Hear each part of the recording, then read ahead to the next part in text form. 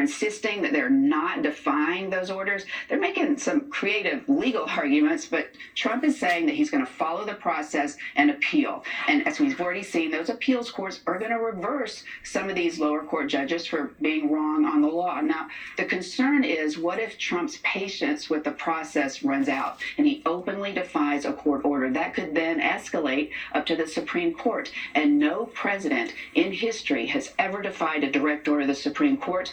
That would be a constitutional crisis. Maurice? Jan Crawford for us in Washington. Thank you, Jan. Now more some of the top stories from around the world in tonight's Evening News Roundup. President Trump is suggesting the United States take over Ukraine's power plants. In a phone call today with President Zelensky, Mr. Trump said it is the best way to protect Ukraine's energy infrastructure, despite Vladimir Putin's promise just yesterday to not attack that system. Russian forces hit Ukrainian substations that supply electricity for trains. Federal investigators say the commuter plane that crashed in Alaska last month was 1,000 pounds overweight for the weather conditions. All 10 people on board were killed. And back on Earth after 9 months in space, astronauts Butch Wilmore and Sonny Williams started post-flight rehab today.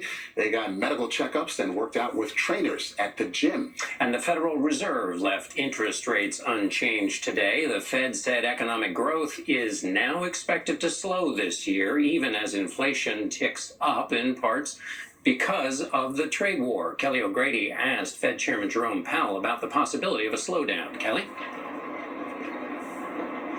Well, John, the key theme today was uncertainty, and Powell admitted that uncertainty is weighing on consumers, which power much of the U.S. economy. So I asked him if people spending less at retailers and restaurants is a bigger worry than higher prices. It's a pretty good economy, but people are unhappy because of the price level, and we completely understand and accept that. Why are you still projecting 2 rate cuts this year if your own projections show inflation higher for longer? Does that mean you see a slowdown in economic growth as a real threat? Remember, we came into this with, at the December meeting, the median was 2 cuts. We do understand that sentiment has fallen off pretty sharply, but economic activity has not yet.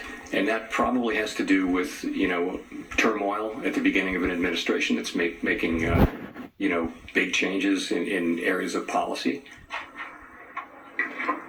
While Powell thinks a significant slowdown is unlikely, retail giants like Walmart and Target are already warning of a more cautious consumer.